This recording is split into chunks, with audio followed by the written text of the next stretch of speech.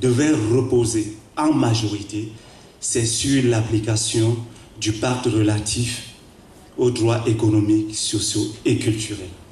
Parce que c'est la mise en œuvre de ce pacte, vous voyez, qui concourt à l'amélioration des conditions de vie des habitants. Je veux dire que ce soit dans les villes, que ce soit dans les quartiers, que ce soit dans les villages.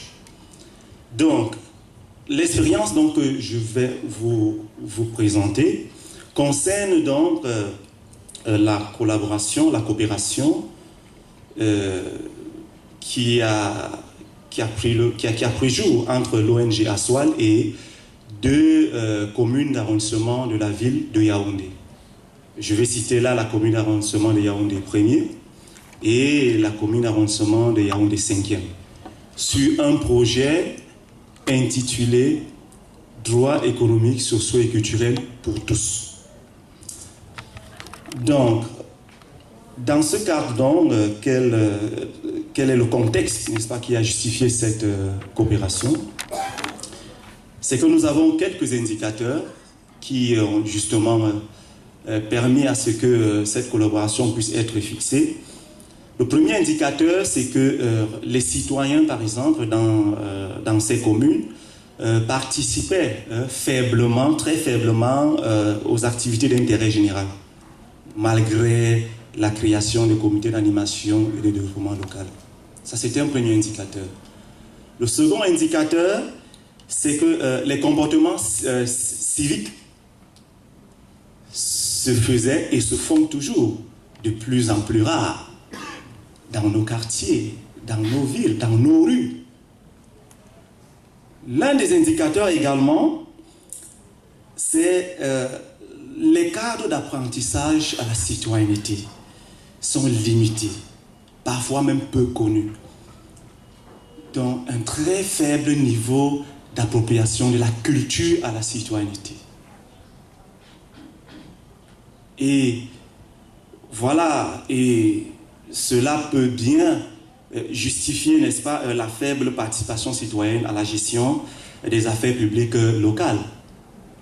Les affaires publiques locales. Donc, voilà donc quelques indicateurs généraux qui s'expliquent aussi qu'aujourd'hui, ces collectivités territoriales décentralisées qui ont déjà du mal à pouvoir mobiliser assez de ressources pour mettre en œuvre ou bien réaliser les ouvrages communautaires qui vont finalement permettre à ces habitants de pouvoir avoir accès aux services et à jouir, n'est-ce pas, de leurs droits, que ce soit le droit à la santé, le droit à l'éducation, le droit au travail, le droit à l'eau potable et autres.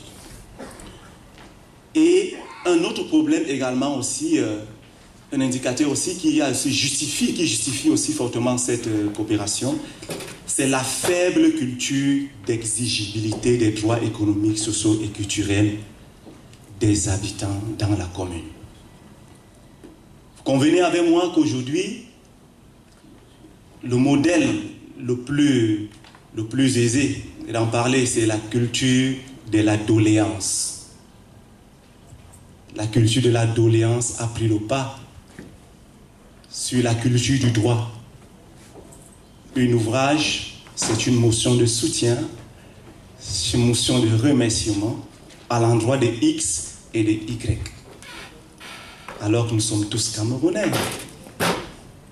Voilà encore un indicateur qui a permis, n'est-ce pas, de fixer vraiment le cadre de collaboration qui aujourd'hui sévit entre ces deux communes dont j'ai cité et l'ONG Aswal.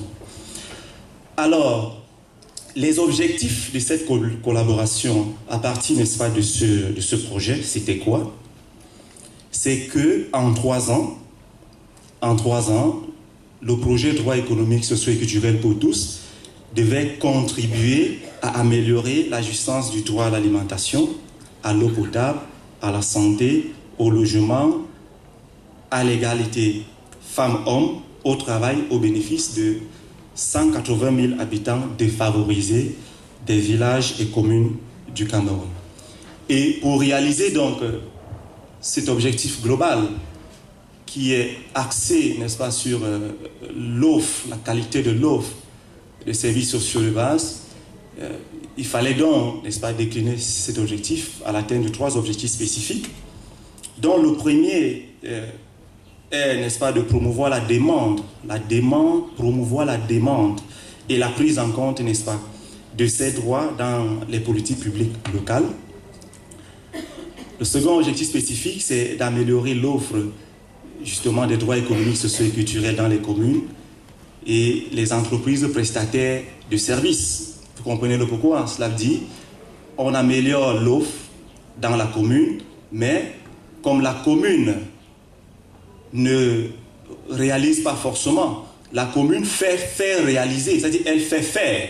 Cela veut dire qu'elle s'appuie sur des prestataires, comme la CDE, comme, vous voyez un peu, c'est un peu ça. Ça veut dire qu'on ne peut pas, dans un cadre où, n'est-ce pas, on veut voir les conditions de vie des habitants s'améliorer, il faut travailler non seulement sur les institutions qui ont la charge de veiller, de garantir, de promouvoir, et également travailler sur les entreprises qui doivent produire et mettre à la disposition ces services, parce que ce sont des prestataires. Une commune peut bien travailler si on ne met pas l'accent, par exemple, sur une société telle que la CDE. Aujourd'hui, on a Eneo, on va se retrouver avec toutes les coupures qu'on a, et puis, vous voyez, donc, il y a cette dichotomie. Et le troisième objectif spécifique, justement, c'était de faciliter, n'est-ce pas, l'appropriation et la jouissance des droits par les citoyens. Donc, les principaux axes de collaboration de ce partenariat, c'était quoi? C'était la promotion de la demande des droits dans les politiques publiques locales, c'est l'amélioration de l'offre des services sociaux de base dans les communes, et c'est d'intensifier, n'est-ce pas, l'appropriation du plaidoyer pour l'amélioration des conditions de vie des habitants dans les quartiers des communes cibles.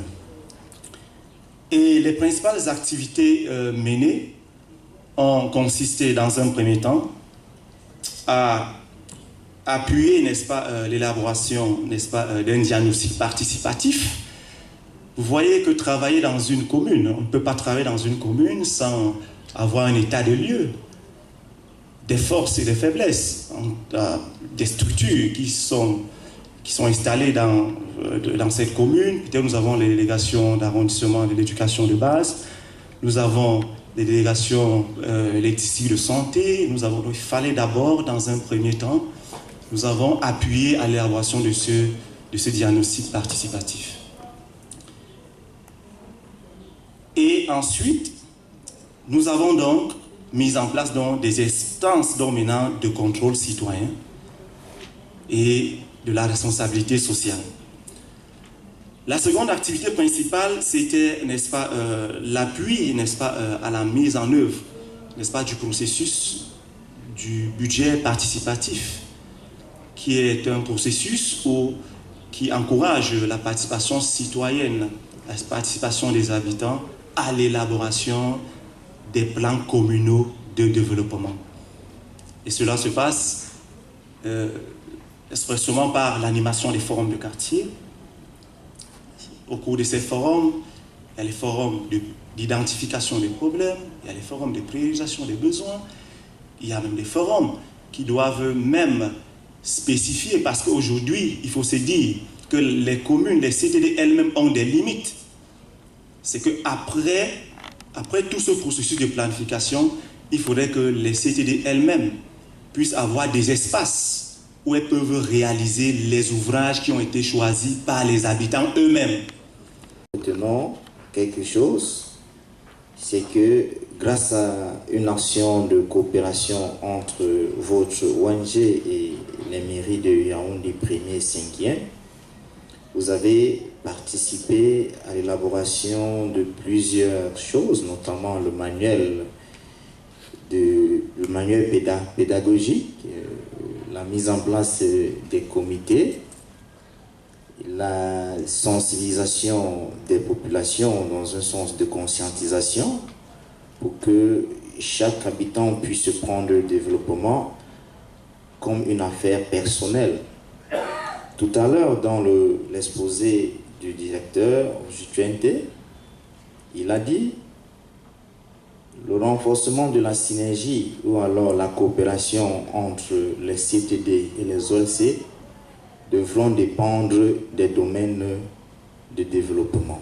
Il a cité l'habitat, l'éclairage, la sécurité, l'alimentation et plusieurs autres.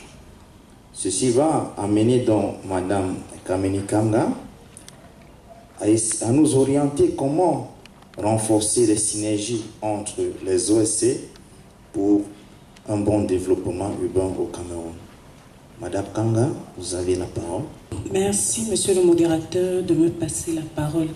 Il m'a été demandé de faire des recherches pour avoir des axes pour renforcer les synergies entre les collectivités territoriales décentralisées et les organisations de la société civile. Initialement prévu pour être projeté, vous devrez donc être très attentif lors de ma présentation. Elle s'articule autour de 4 points.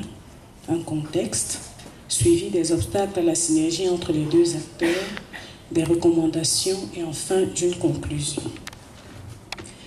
Dans le contexte, nous pouvons dire le gouvernement du Cameroun a adopté le 17 novembre 1997 la déclaration de la stratégie urbaine dans laquelle il reconnaît la nécessité de la participation des collectivités territoriales décentralisées et des organismes de la société civile dans la gestion urbaine.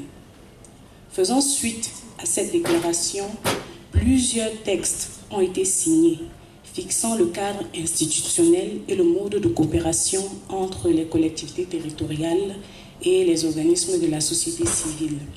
Ces textes vous ont été présentés par le premier panéliste. Cependant, malgré cette disposition de l'État à considérer désormais les organismes de la société civile comme partie prenante du développement urbain, la synergie entre les différents acteurs, notamment les CDD et les OSC, tarde à se mettre en place. Cela est dû à des obstacles. Parmi ces obstacles, nous pouvons citer entre autres le manque de transparence, le manque d'autonomie financière. Comme le disaient mes prédécesseurs, on ne sait pas comment les OSC sont financés et vous savez, selon le type de financement, selon qui finance l'OSC peut être orienté, ce qui est déjà une limite. Si on ne connaît pas qui vous finance, on ne sait pas quelle est la ligne de conduite que vous prônez. Parmi également les obstacles, nous avons le non-respect des clauses des conventions de collaboration. Comme disait mon prédécesseur, il y a des communes qui signent des conventions avec des OSC et qui parfois ne les respectent pas. Il ne s'agit pas seulement des communes, mais les OSC parfois ont du mal à respecter les engagements qu'ils ont pris vis-à-vis des OSC. On a également comme obstacle la personnalisation des acquis.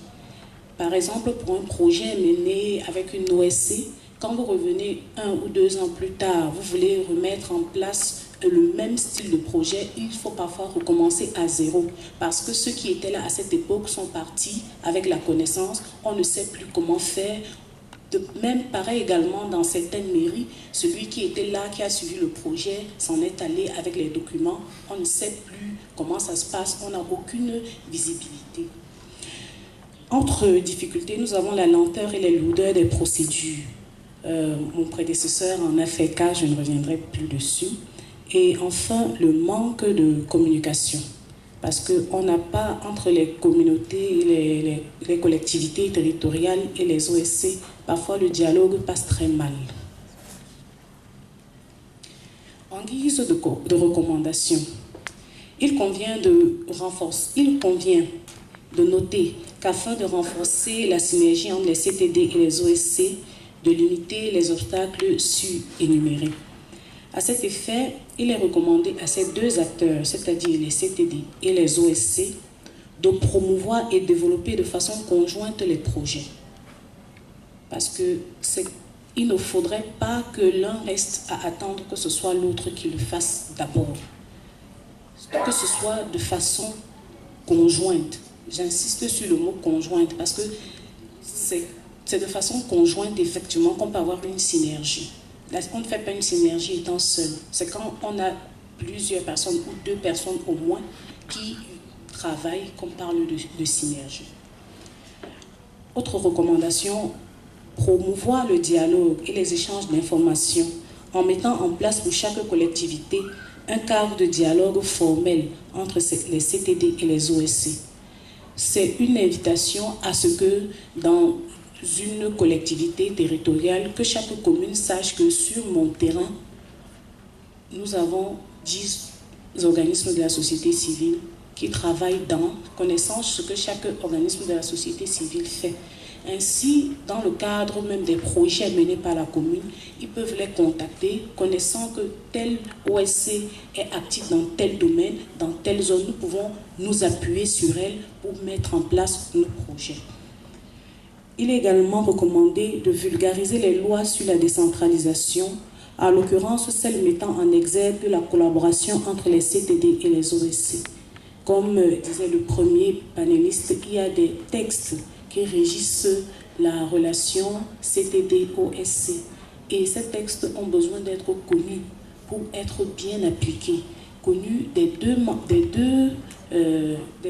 parties prenantes, c'est-à-dire les collectivités qui doivent connaître ce que la loi leur permet de faire, et les OSC également qui doivent connaître ce que la loi également leur permet de faire. Parce que c'est en connaissant ce que l'un et l'autre doivent faire qu'on peut bien travailler ensemble et ne pas empiéter sur le domaine de compétences de l'un ou de l'autre. En recommandation également, nous suggérons d'impliquer les OSC dans la réalisation des projets communaux. C'est très important. Impliquer les organismes de la société civile